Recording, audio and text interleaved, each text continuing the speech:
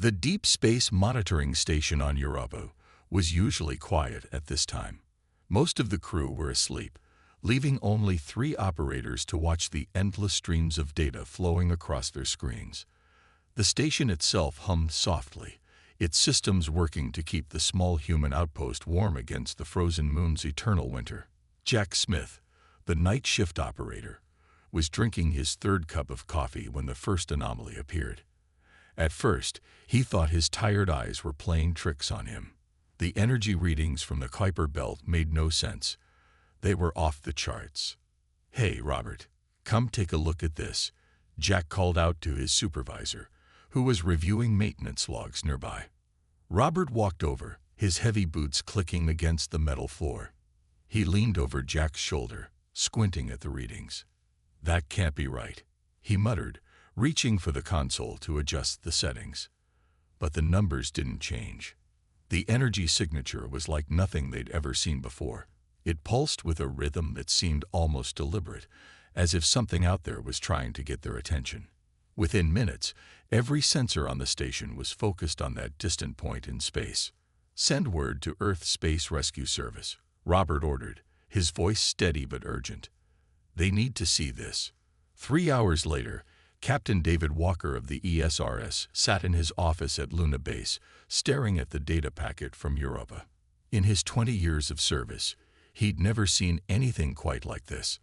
The signal patterns were too regular to be natural, too complex to be space debris or a solar anomaly. Then it happened, the first direct contact. The message came through all channels simultaneously, bypassing Earth's encryption as if it wasn't even there. The universal translator struggled for several minutes before finally converting it into something humans could understand.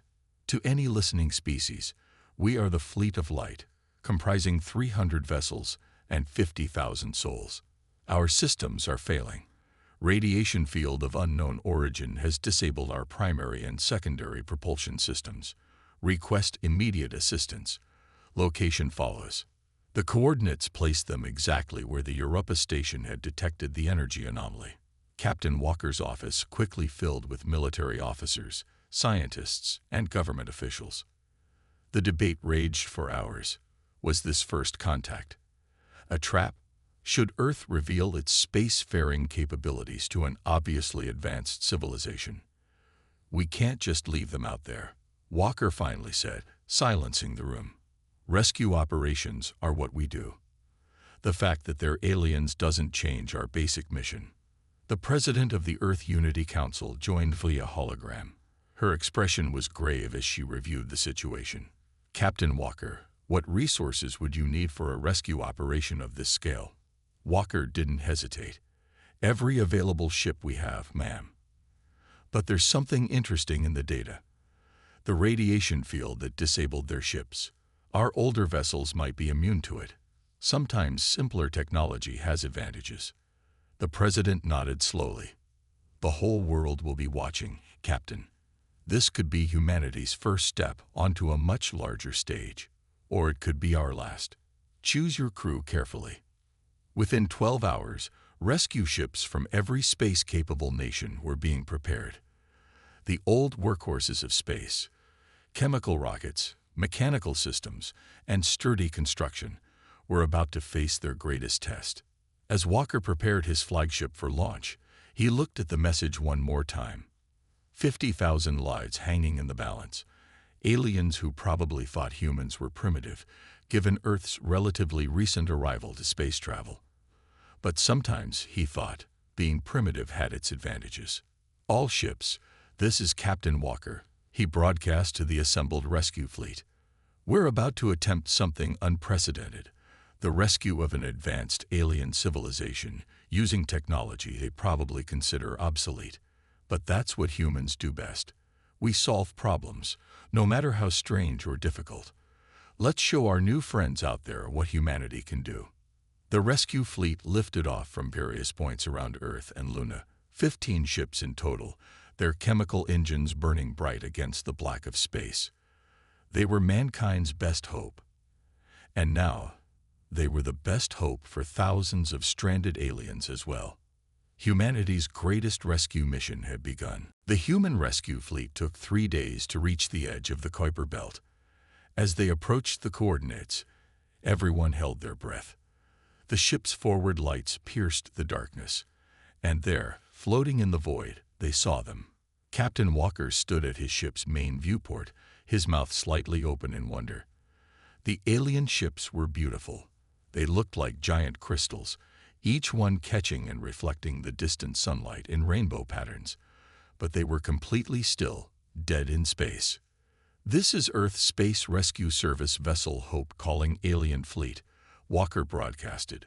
"We're here to help." For a long moment, there was silence. Then a response came, accompanied by a hologram that appeared on the bridge. The alien figure was tall and slim, with silvery skin that seemed to shimmer like their ships. "I am Admiral Dawn," the alien said through the translator. "We did not expect a response so quickly, or from your species." There was surprise in the alien's voice, maybe even a hint of embarrassment. Walker smiled. "Well, we're full of surprises. Can you tell us more about your situation?" As Dawn explained, the human rescue teams began their first close passes by the alien ships. The alien fleet had hit an invisible barrier of radiation that shut down their advanced quantum engines. Without power, their life support systems were running on emergency backup, which would fail in less than 2 weeks. "Our sensors show your vessels are very different from ours," Dawn said carefully, clearly trying to be polite about the humans' less advanced technology. "You mean primitive," Walker replied with a grin. "Yes, they are. But sometimes the old ways work best. We've done initial scans. The radiation field doesn't affect our engines at all." The alien admiral's large eyes blinked in surprise. "How is this possible?" Engineer Mike Thompson, who had been studying the readings, spoke up. "It's simple, really. Your quantum engines are sensitive to subspace radiation. Our chemical rockets don't care about it. They just burn fuel and push." The rescue teams moved closer, taking detailed scans of the alien vessels. The largest ones were massive, nearly a kilometer long. The smallest were about the size of Earth's cargo ships. All of them were stuck, their advanced technology rendered useless by the mysterious radiation. "We'll need to set up direct communication with each ship," Walker said. "Get status reports, figure out who needs help first." The next few hours were busy as human rescue ships matched positions with various alien vessels. The humans got their first look inside the crystal ships through video links. The aliens were evacuating their non-essential crew to ships with the most stable life support, trying to buy more time. Then came a moment that changed everything. A young human engineer named Lisa was talking with the crew of one of the smaller alien ships when she noticed something. "Sir," she called to Walker, "I think we can tow them." "Tow them?" Dawn's hologram asked, clearly not understanding. Lisa pulled up a diagram. "Their ships have these external structural points. They're strong, meant for docking with space stations, I think. If we attach our cables there, we can pull them out of the radiation field using our engines." The aliens were shocked. "You want to pull our ships? With cables? Like cargo?" "Exactly," Walker said. "Sometimes the simplest solution is the best one." The aliens discussed among themselves in their own language. The humans waited patiently. Finally, Dawn turned back to them. "In our long history of space travel," the Admiral said slowly, "we have never considered such a method. It seems inelegant." "Inelegant but effective," Walker replied. "And right now, effective is what we need." The aliens agreed to a test. The humans selected the smallest alien ship, about the size of a large Earth shuttle. They carefully attached their strongest carbon fiber cables to its docking points. As the human ship's engines fired up, everyone watched nervously. The cables went tight. Slowly, steadily, the crystal ship began to move. A cheer went up from both human and alien crews. It was working. Dawn's hologram showed what humans were learning to recognize as a smile. "Perhaps," the Admiral said, We have much to learn from Earth's rescue teams. The real work was just beginning, but first contact had been made, and humanity had already proven that sometimes the simplest solutions were the best ones. After the successful test of the small alien ship, the rescue operation moved into high gear. The human fleet gathered in the command ship's large meeting room, where engineer Lisa had set up a holographic display of all 300 alien vessels. It's not going to be as simple as just hooking up cables and pulling, she explained, pointing to the largest ships. The big ones are going to need multiple rescue ships working together. Captain Walker nodded, studying the display. Like pulling a truck out of mud back on Earth. Sometimes you need more than one TOW vehicle. Admiral Dawn's hologram appeared among the humans, watching with interest as they worked. The alien leader had been surprised by how quickly humans could plan and adapt. Our ships were never designed to be moved this way, Dawn said. The structural stress calculations alone would take our computers days to process. Mike Thompson, the old engineer, laughed. Sometimes you don't need a computer. Look here. He pulled out an actual paper notebook and started drawing. It's just basic physics. Force, mass, and acceleration. We've been moving heavy things since we built the pyramids. The aliens watched in fascination as Mike drew simple diagrams showing how multiple ships could work together. He used basic mechanical principles that humans had known for thousands of years. See, if we position our ships like this, he explained, drawing lines, we can spread the load evenly. It's the same way we move buildings on Earth, just in space. The alien engineers gathered around the simple paper drawings, their advanced tablets and computers forgotten for the moment. One of them, who the humans called Blue because of their colored markings, spoke up. But what about the cable strength? The forces involved are enormous. Lisa smiled and held up a piece of the cable they'd use. Carbon fiber mixed with new earth metals. Not as fancy as your quantum technology, but it won't break. We use these to anchor space stations during solar storms. The planning session went on for hours. Humans and aliens worked together, combining the aliens' knowledge of their ships with human experience in physical rescue operations. What emerged was something neither civilization would have created alone. We'll need to move the smaller ships first, Walker said, standing over the holographic display. Clear a path for the larger vessels, like clearing a traffic jam. Dawn seemed worried. Time is becoming critical. Our backup systems are failing faster than expected in some ships. Walker looked at his team. Then we work faster. Mike, how quickly can we raid the cable systems? Give me 6 hours and 20 rescue teams. We'll have the first group ready to go. The humans began preparing equipment immediately. They had brought hundreds of kilometers of cable, knowing they'd need it. Work teams spread out across space in their suits, carefully attaching connection points to the alien ships. The aliens weren't idle either. Despite their lack of engine power, they still had internal systems that worked. They began redistributing their people, moving them to the ships that would be rescued first. As the humans worked, the aliens watched their methods with growing interest. The rescue teams used hand signals in space, backup ropes for safety, and mechanical tools that didn't need power to work. Your species seems very comfortable with emergency situations, Dawn observed to Walker. We've had plenty of practice, Walker replied. Earth isn't always a friendly place. We learn to be ready for anything. By the time the 6 hours were up, the first group of alien ships was rigged for towing. 20 small crystal vessels, each connected to human rescue ships with thick cables. The teams had worked non-stop, knowing that every minute counted. All ships report ready, Lisa announced from her station. Walker looked at Dawn's hologram. Admiral, we're ready to begin the first major TOW. Once we start, we can't stop until they're clear of the radiation field. The alien admiral nodded. We are in your hands, Captain. Our lives depend on your, what did you call it? Basic physics. Basic physics and human determination, Walker said. All rescue ships, take up the slack. On my mark, we'll begin the TOW. Remember, Slow and steady wins the race. The cables grew tight. In the silence of space, a new kind of rescue operation was about to begin.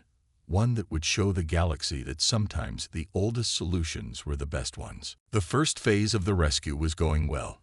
15 alien ships had been successfully towed clear of the radiation field when the emergency alarms started blaring across all frequencies.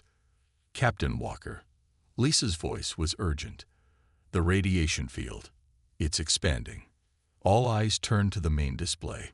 The invisible barrier that had trapped the alien fleet was growing, pushing outward like a bubble.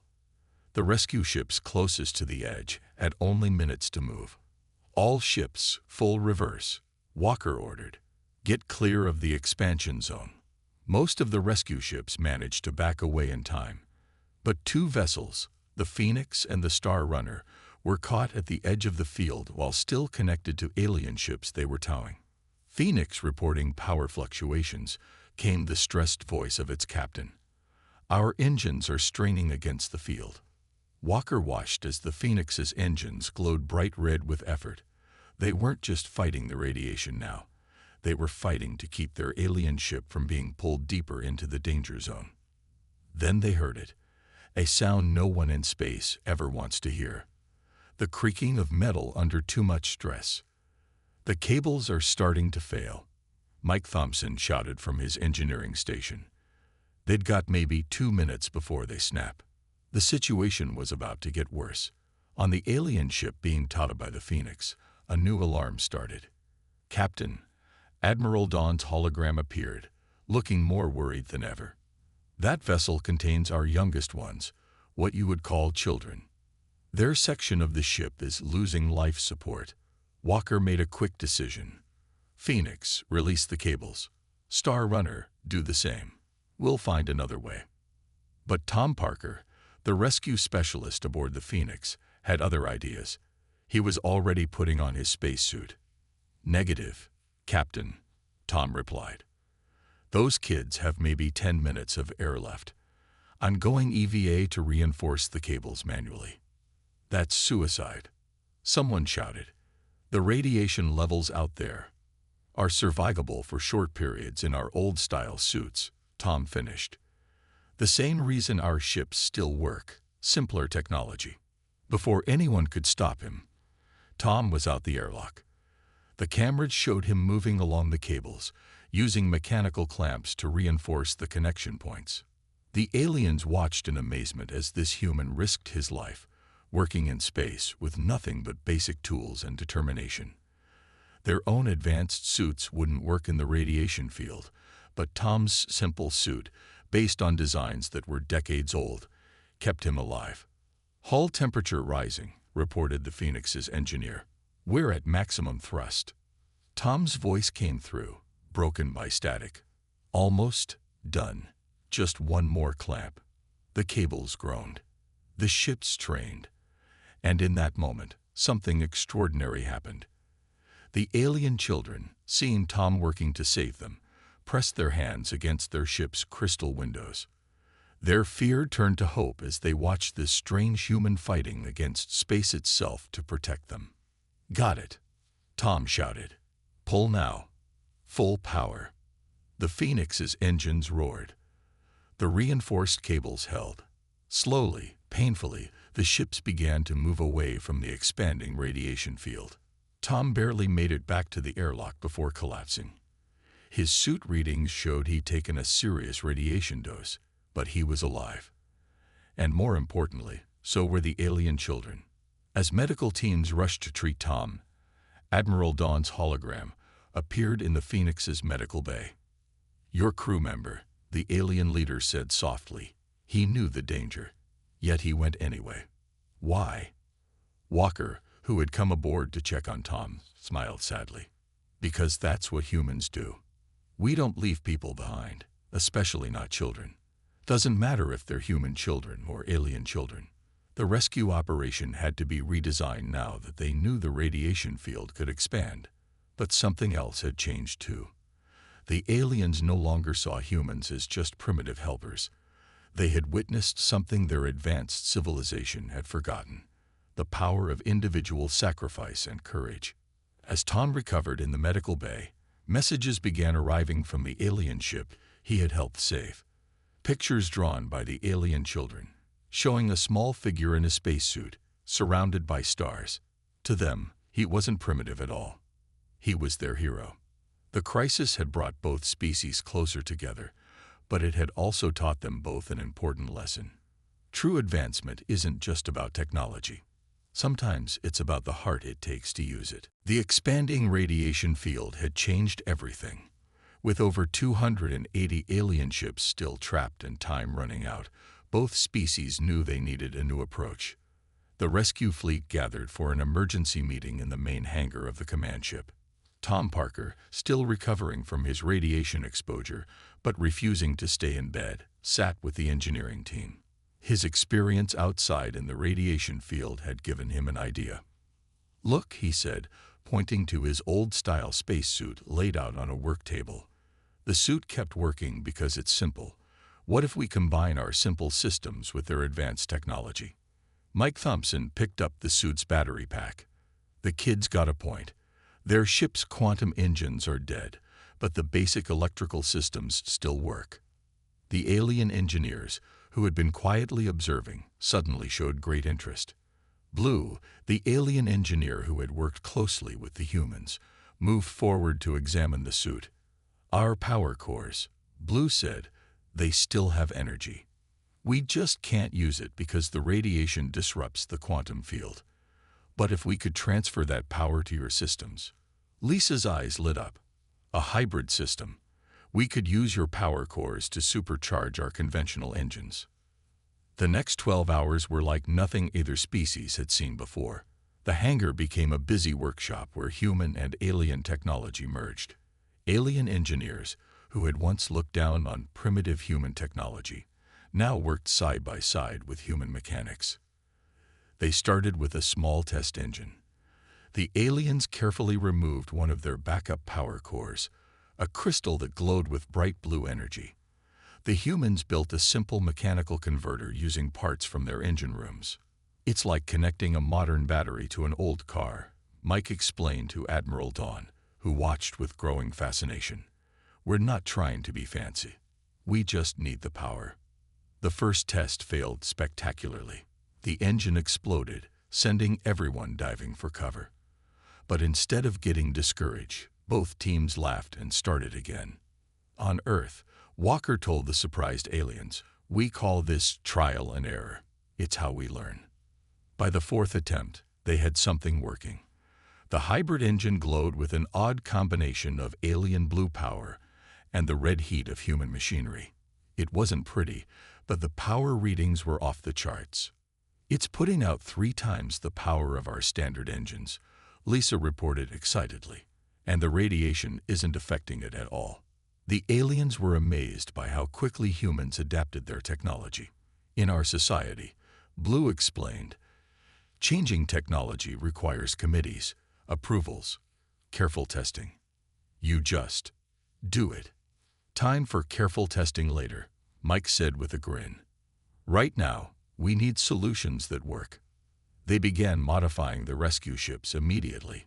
Human crews worked in shifts, installing the hybrid engines while alien engineers supervised the power core installations. Every hour brought new improvements, as both species learned from each other. Walker watched from the control room as the first modified rescue ship prepared for its test run. The ship's engines glowed with that strange blue-red light, looking like nothing either civilization had seen before. "Ready for test flight," the pilot reported. Everyone held their breath as the ship fired its engines. It shot forward with incredible speed, then stopped with perfect control. "Power output stable," Lisa announced. "Radiation levels normal. It's working." The hangar erupted in cheers. Humans hugged each other while aliens did their equivalent, a sort of shimmering dance that made their silvery skin glow. Admiral Dawn turned to Walker. "This is more than a rescue now. Our civilizations are learning from each other in ways we never expected." "That's another human trait," Walker replied. "We don't just solve problems. We learn from them." Make ourselves better. As the teams rushed to modify more ships, Tom watched from his seat, still weak but smiling. On the table next to him lay drawings from the alien children he had saved, now joined by technical sketches of the hybrid engines. The rescue mission had become something more, a testament to what two species could achieve when they put aside assumptions and worked together. With the new hybrid engines, they had a real chance to save everyone. And all it had taken was the willingness to try something new, and the wisdom to see that progress doesn't always mean complexity. The massive rescue operation began at what Earth crews called dawn. Though in space, such terms were just memories of home. All 15 human ships, now powered by the new hybrid engines, moved into position around the stranded alien fleet. All ships report ready, Lisa announced from her station. The command center's main screen showed the complex rescue pattern they had planned, with human ships arranged in groups of 3 around the larger alien vessels. Captain Walker looked at Admiral Dawn's hologram. Last chance to back out. The alien admiral's skin shimmered with what humans now recognized as determination. "We trust you. Begin." The rescue ships moved forward in perfect formation. Their new engines glowed with that distinctive blue-red light, pushing out more power than human ships had ever produced before. The carbon fiber cables, reinforced with alien materials, stretched out toward the stranded ships. First group, establish cable connections, Walker ordered. They started with one of the largest crystal ships, almost a kilometer long. 3 human ships surrounded it, attaching cables at precise points calculated by both human and alien engineers. "Cables secure," reported the first team. Beginning power-up sequence. The hybrid engines roared to life. At first, nothing seemed to happen. The massive alien ship stayed still, its crystal surface reflecting the light of distant stars. "More power," Mike Thompson called from engineering. "Steady, steady." The cables went tight. Warning alarms beeped as the stress increased, but the reinforced cables held. Then, slowly, the giant ship began to move. "It's working," someone shouted. Cheers erupted from both human and alien crews. But they couldn't celebrate yet. This was just the first ship, and time was running out for the others. The expanding radiation field kept everyone on edge. "Second group, move in," Walker ordered. "Keep the formation tight." Like a well-rehearsed dance, the rescue ships moved from one alien vessel to another. They worked in shifts, using the solar system's gravity to help move the ships once they were clear of the radiation field. Not everything went smoothly. During the 6th hour, a cable snapped, whipping through space like a giant serpent. The rescue ship narrowly avoided being hit. "Hold position," Walker commanded. "Emergency teams stand by." Tom Parker, now back on limited duty, quickly organized a repair crew. They had planned for this. Using their old-style suits, they went out and replaced the cable in record time. The aliens watched in amazement at how quickly humans adapted to problems. When another ship's hybrid engine started to overheat, the crew simply rerouted power and kept going, making repairs while still towing. "Your species," Admiral Dawn observed, "treats every problem like a puzzle to be solved." "That's because they usually are," Walker replied, watching another group of ships move into position. "You just need to find the right pieces." Hour after hour, they worked. The rescue ship's crews were tired but determined. They had come too far to fail now. The count of rescued ships grew steadily. 50, 100, 150. As they reached the final group of ships, the radiation field pulsed ominously. Sensors showed it was becoming unstable. "Last group," Walker announced. "Everyone, maximum power. We do this now, or we don't do it at all."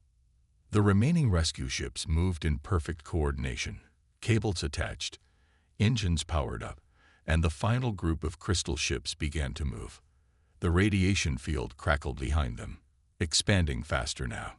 "Field approaching critical levels," Lisa warned. 2 minutes until it reaches our position. "All ships, emergency thrust," Walker ordered. "Push those engines to the limit." The hybrid engines screamed as they were pushed beyond their design capacity. Blue fire mixed with red as human and alien technology worked together one last time. With just seconds to spare, the last ship cleared the radiation field. As soon as they were safe, the field expanded rapidly, filling the space they had just occupied. The rescue fleet, now surrounded by the saved alien ships, moved to a safe distance.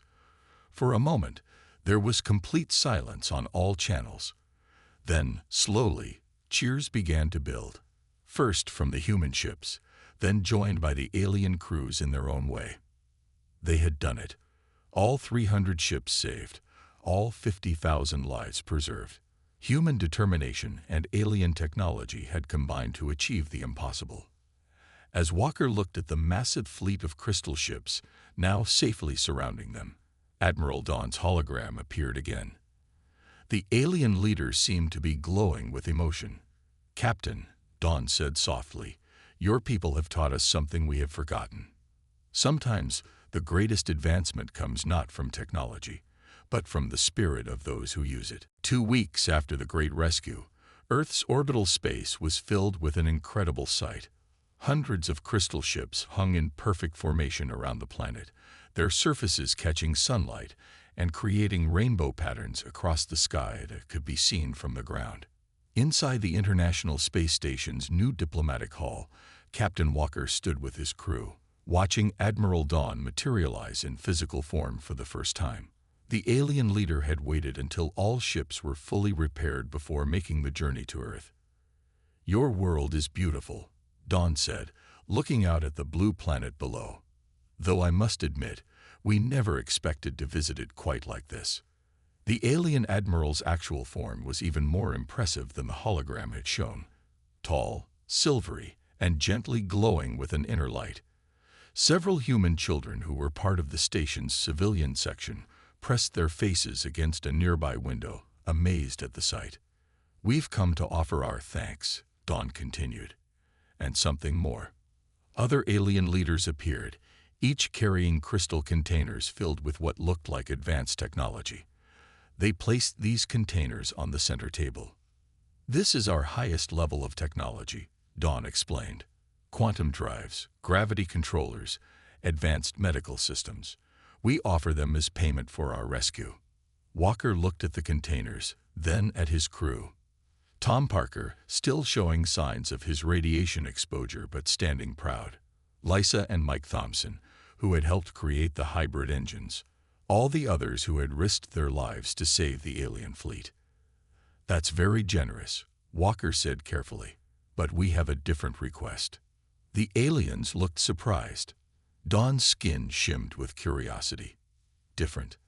"Instead of giving us your technology outright," Walker explained, "we propose a knowledge exchange.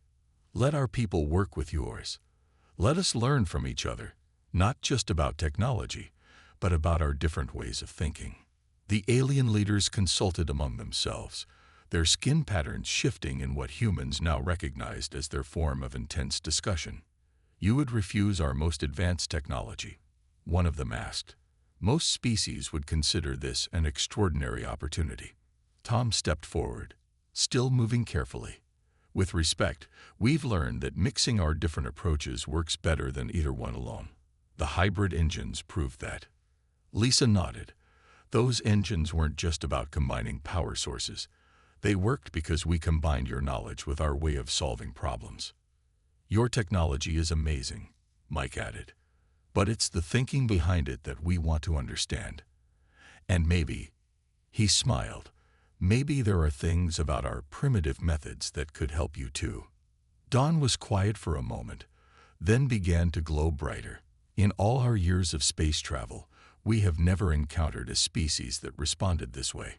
You continue to surprise us." The alien leaders gathered again, this time including Dawn. Their discussion was shorter this time. "We accept," Dawn announced. "We will establish a permanent embassy here. Our scientists and engineers will work with yours. We will learn from each other." The agreement was signed that day, not with complex quantum signatures, but with simple pen and paper, a gesture the aliens appreciated for its permanence and simplicity. As the ceremony concluded, a young alien child, one of those Tom had helped save, approached him. It handed him a crystal that glowed with swirling colors. "What's this?" Tom asked softly. "A memory crystal," Dawn explained. "It contains the stories our children have written about their rescue.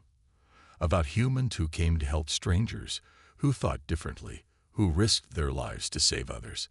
These stories will be taught in our schools." Walker looked out at the fleet of crystal ships, now preparing to depart. Most would leave, but some would stay, part of the new exchange program. Already, plans were being made for human ships to visit alien worlds, carrying their unique perspective to the stars. "You know," he said to Dawn, "when we first heard your distress signal, we never imagined it would lead to all this." Dawn's form glowed warmly. "Perhaps that is your species' greatest gift, the ability to turn an emergency into an opportunity, to see beyond the immediate problem to a greater possibility." As the sun set over Earth, human and alien crews gathered at the station's windows. They watched the crystal ships that were leaving form a beautiful pattern in the sky, a farewell display that would be remembered for generations. The rescue mission was over, but its legacy was just beginning. In helping others, humanity had proven itself ready for a larger role in the galaxy, not because of advanced technology, but because of something far more important: their spirit of innovation, their willingness to help, and their ability to see solutions where others saw only problems. The stars had never seemed closer.